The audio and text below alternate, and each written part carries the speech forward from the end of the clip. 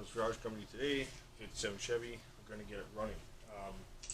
There's a lot of things we'll go over what we've done, but today we're going to get it running. I got to prime the engine. I've come up with this clever little tool made from an old distributor.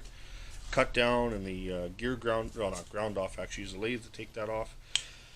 Little hose here for a flex joint, another piece of metal and a drill, and I'll be able to put that in where the distributor is and prime the oil pump. So everything's basically ready to go. I have the the valve cover loose on this side, just so I can check my number 1 top dead center without pulling the plug. And I got to turn the engine over while this thing is priming for about 3 minutes. And so I got to pull out the distributor. Everything's made, spark plug wiring, everything's set up. This will be my number 1, of course. Pull off the cap, get the distributor out, and I got boots to go on those spark plug wires once I have that apart. And we'll put this thing together, get it running. So get to it. One of the things I got to make is a negative battery cable. And this is just I bought this just for the cable. I'm actually making a custom cable. This is the positive one made. This positive one here is already made with a different, like a nice end on it, with heat shrink and a nice coating on it to look nice. So I got to do the negative cable the same. So if you want to see how that's done, we can do it. So the first thing I do, I'm not worried about this end. I'm just going to cut that off. Okay. On thick cable like this, I use a tube cutter, and I just put that on where I want to cut the casing off. Just run that in a little bit, and then I make a slice, and I just, once I touch the copper, okay, back it off, and then you can give it a flex. There we go. Get that off there, and you have a really nice end to be able to solder onto an eyelet. So let me do that now next. Okay, so we got our wire trimmed up here. We got our end in the vise. I got my torch. Now, you could take solder and feed that into there. First off, this gauge is very light, so it'd take you a lot of it to fill that up. But they make these solder slugs, they're called. And these are fantastic. I was introduced to these by a friend of mine. Flux, your solder, everything you need, it just pops in there. Now the thing is, normally these would be in a big enough that would actually sit in there. These are a little bit too big for this application, but that's okay. I'll show you what you do. You take your pair of pliers here, needle nose. Just gonna hold on to the solder slug for a sec. And then step 1, heat it up. And you want to heat up this, not the solder, and then your solder will kind of drop in there.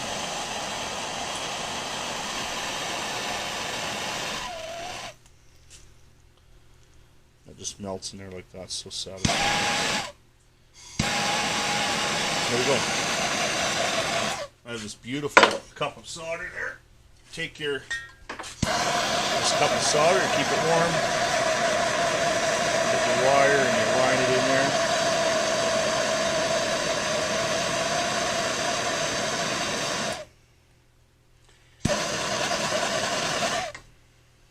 Okay. So now the end is all on there. See, that's really strong. Like you're not pulling that out of there. Cut that off. I'm going to need a few of these. And actually go right over top of this end here.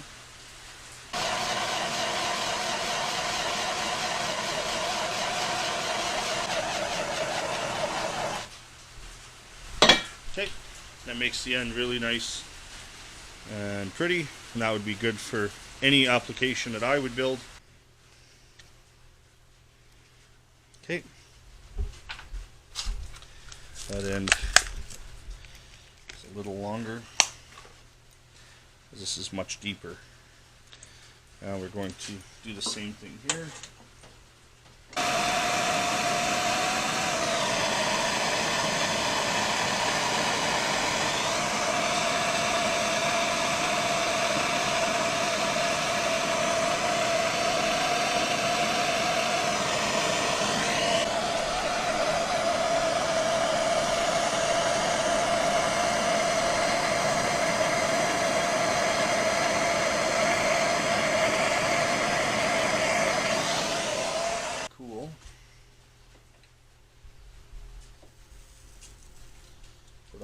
piece of heat shrink here.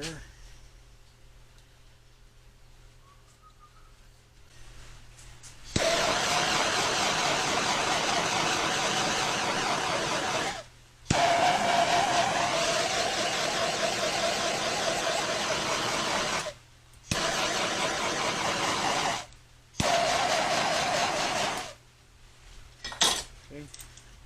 And there's your battery end. This would be awesome for any vehicle. This would be good enough for this car. So, but we're going to go one step further. And this is the painful bit because I've never worked with this wire loom before and it's not that much fun. But we'll learn it together. So happens, this stuff, it starts to fray very easily. And if you have a better way of working with this, let me know in the comments, because I got to wire the car and it uses the same stuff. So what I'm going to do, I'm just going to put this end on here and then feed this in, because if it frays a little bit, I can at least heat shrink it in there. So this is kind of the way this is going to go. It's like one of those, it's like those finger traps that you buy. And, so you see, but what I did there is now when I get this to the end, I can actually heat shrink that and you won't see the ugliness of it. So I'm just going to keep working that on the wire.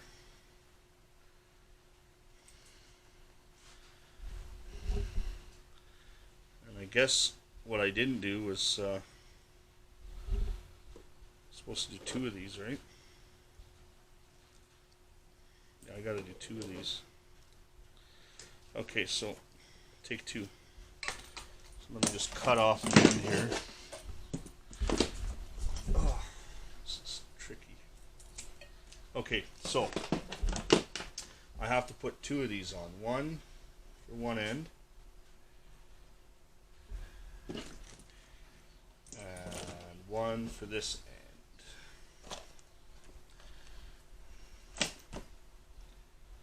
Okay, now I go to push this on. That's going to go over the end. You see how it frays a little bit, and then if I push this sort of heat shrink piece on as well, this would probably be all better if I had different size stuff to work with. That's okay. Get that over. Oh, okay, we don't want to push that too far. Then I'm going to work the second heat shrink on so that I can get it on for the other end.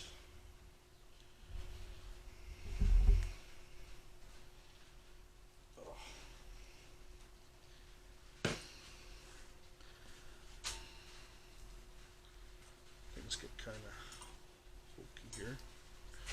Come on.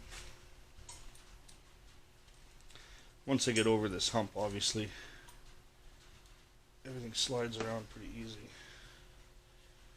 Okay, there we go. So leave that on there. And we just push this on almost like a, maybe like a snake skin, I don't know. Anyway, get it on there.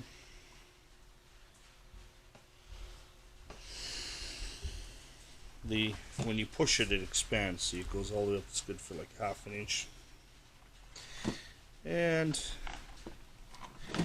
okay, now kind of at the end here, you can pull this tight where it wants to be. Put that end on here. Good. Now I have to just pull this off a little bit so that I can sort of cut the end off here. I think this will work. This will work. Okay. Then put that on here. Get that end up to there. And then the reason I brought this one on is because you can then slide it back over this end. So let's get one end at a time here. Let's get this end on. Okay. And what I'm going to do is heat this now. I probably should have a heat gun, which I don't have. What I'm using is a blowtorch, which is very hot, and it starts to, maybe you can melt this nylon, so you have to be careful. I just heat up the heat shrink.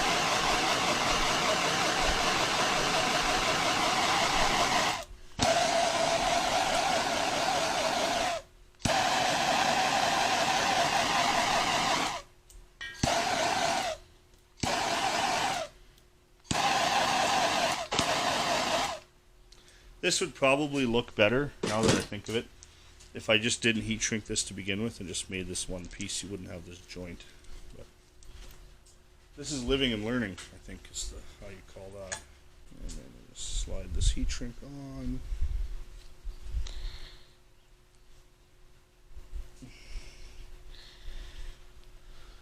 Okay, and now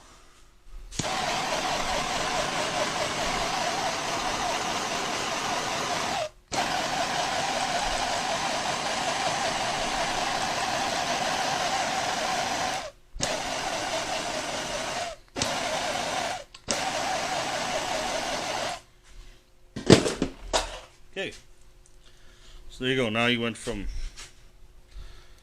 a nice battery cable to a beautiful battery cable. So that's how you do that. So this I'll have to go under here now.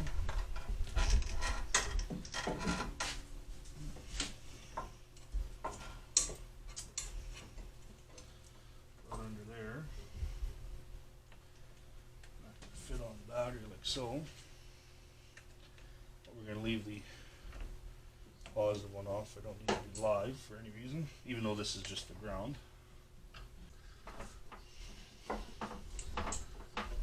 See, with a battery cable, positive and negative. And if you can see them, they go down here. They got to be just zip tied together here. One goes to the block in the corner. I'll show you on another engine block where that is. I ran the ground to this bottom bolt here on a small block Chevy. There you go. Okay, and just to test to see that the ground works. Fan is grounded to the core support. So if everything's grounded, then all that feels nice.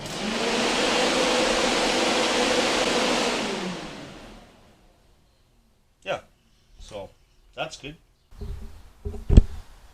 Okay, so what I'm going to do now is pull the distributor cap, pull the distributor out, and insert the tool to be able to prime the oil pump. I want to keep these four, so this one has to come off. Okay.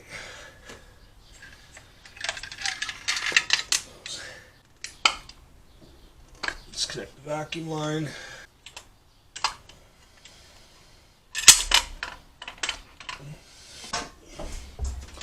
Okay, here's a handy tool.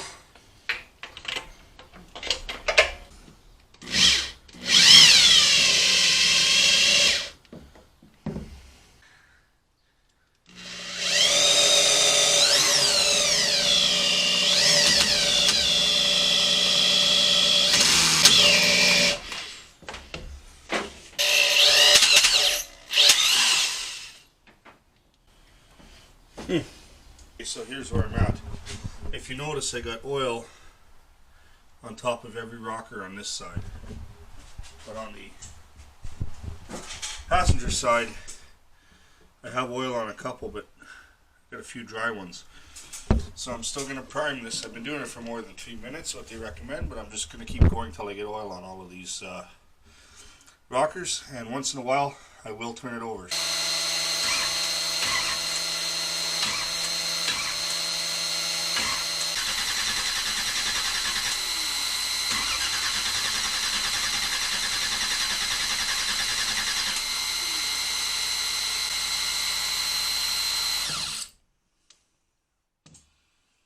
So I'm just going to finish priming all of this up, and then I'll get the valve covers back on, and then we'll drop in our distributor, lineup number 1, top dead center, and hook up power and see if this thing fires up.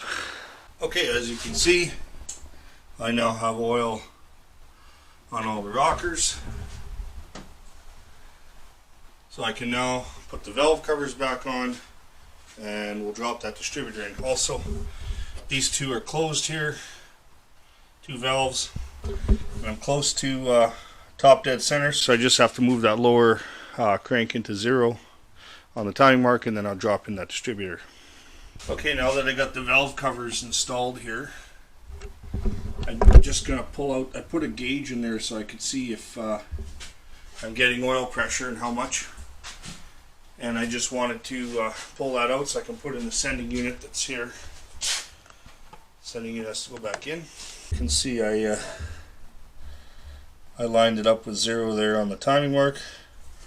And we can drop that lower base of the distributor in here. Get the distributor lined up so that it's sitting something like that. Okay, when putting in your distributor, this is sort of where I want it to be here, but as you can see, I can't sit it down all the way, because in the bottom of the distributor you have a slot here, and you got to be able to line up that oil pump drive.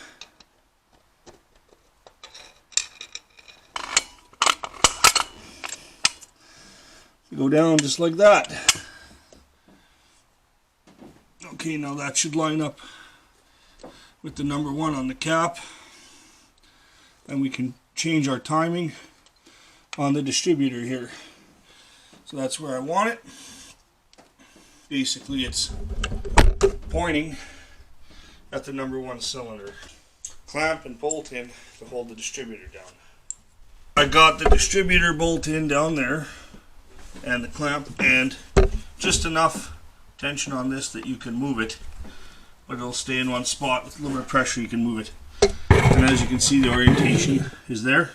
And now we just got to get our cap on, and then these are the spark plug wires, and I just have to finish putting all of the boots on the end when I put them on, and then we'll make a wire that goes from the battery temporarily to the coil, and one over to the choke because it needs to come on, and then I'll just run a wire to the electric fan so we can keep it cool and when we start it. So I got a couple of hose clamps to put on up there on the heater hoses, and the distributor cap. Let's get to it. Alright, so take a boot off, put a boot on, make sure it's lined up.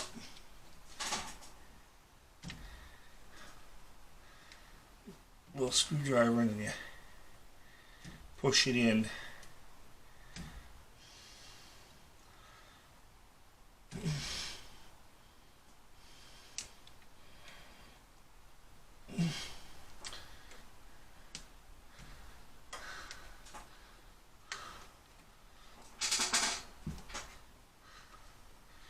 All right, perfect. Okay. Alright, now all the spark plug boots are on, wires are in place. So the only thing I gotta do, put some coolant in here and 3 hose clamps. I tell you, it's about midnight and I want to get this thing running tonight, so it might piss off a few neighbors. I don't have the exhaust hooked up yet, but we won't tell anybody. Alright, one of the things I want to point out, I got a makeshift wire here, and when I touch it to the battery, we got electric fans, so that's good. So, or electric fan, there's only one on this car. And then the other one here is hooked up for the distributor and for that choke. So I want to put coolant in here and then fire it up and not run the block dry. I won't be setting my initial timing on this run, I just want to hear it run, and then tomorrow I'll set it up, get it running, and set the initial timing. They want 32 degrees at 4,000 RPM with the vacuum advance disconnected. So anyway, let's just start by putting this. My first time using this product. I first learned about it on a Jay Leno's garage. They had a guy in there about Evans waterless coolant. I was really excited about the fact that it doesn't, it protects your aluminum parts on your engine and things like that, because we got an aluminum radiator here. We don't have aluminum heads, but any aluminum components, it won't have electrolysis eat away at the parts. And being that everything is brand new on this car, there's no water anywhere or coolant, you'll be able to put this product in. Now, it is expensive. It is $62 a jug, I think, Canadian. And regular coolant is about $17 a jug. But that's concentrated, so you get 8 liters. This you have to buy every drop you put in here. You can't dilute it with anything. So what's nice about this coolant too, it boils at a higher temperature. Probably your engine would die before it would boil. And when it's hot, you can like pop the radiator cap off and not have any have it spew, because it's not under any sort of pressure. So anyway, it's jug number 1. I'd like to hear about it in the comments if you've ever used Evans waterless coolant and what you think of it. This is my first time using it. I've always wanted to use it, and basically it's a lifetime coolant for your car. If you never have a leak or anything, you can use this as long as you own your cars.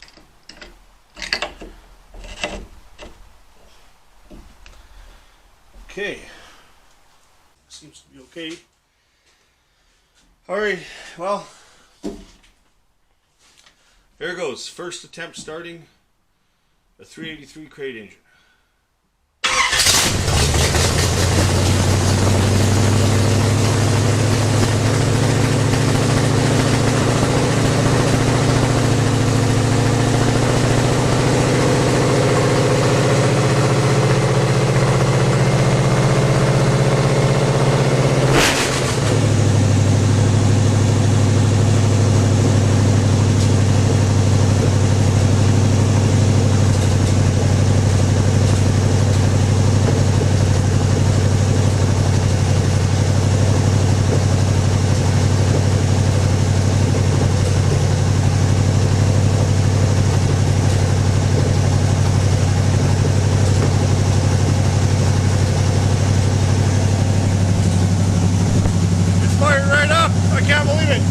Turning it over, got fuel to the carburetor.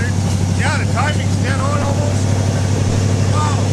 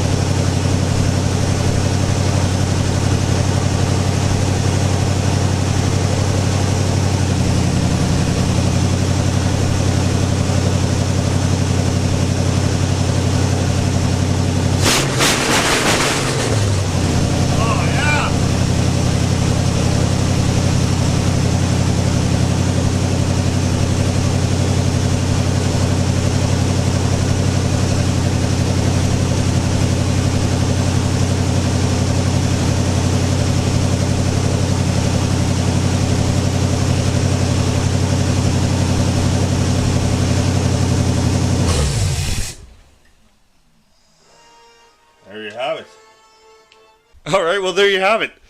Engine's running in the '57 Chevy. It's been a long journey, even though I haven't got it all on film. But I'm going to do a full update on what I did here. And of course, well, I still got more to do. I got the exhaust system to do and all the wiring. I have to completely wire this engine bay and also the headlights and signal markers for the front. So basically the whole front end of this car. So I got about a week's worth of solid work here yet. And I just can't believe how well that started. That was fantastic. I'm just going to fire it up again. Just going to hit the button and see. My wife just called me. I guess I woke everyone up in the house. So that probably means I woke up the neighbors too, but I'm just too excited. So we're just going to hook that up. Oh, yeah!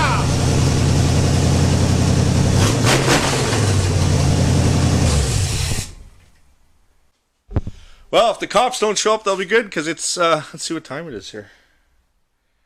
It's 12:18. Anyway, it's past midnight here. So I'm going to go to bed, and Craig, the owner, is going to come by tomorrow and hear this thing for himself. So I'm super excited. I'm so happy. It's been a long sort of journey here, and just a lot of every day on this car, as well as working on other things. So anyway, if you like this video, please subscribe, hit that like button, ring that bell for notifications, and have yourself a great day. See you next week.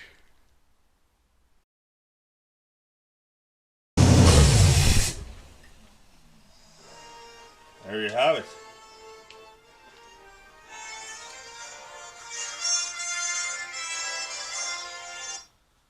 Hello? Oh, you heard it run? Oh. Okay, well it runs really good, like it started right up. Okay, well, I'll just finish talking to the camera and then, yeah. Okay.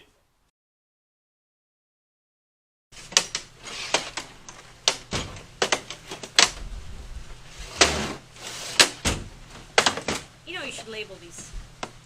Did you find it? No, but I found an empty torque wrench box, and I was using the torque wrench earlier today. And there's no excuse for it not to be in there.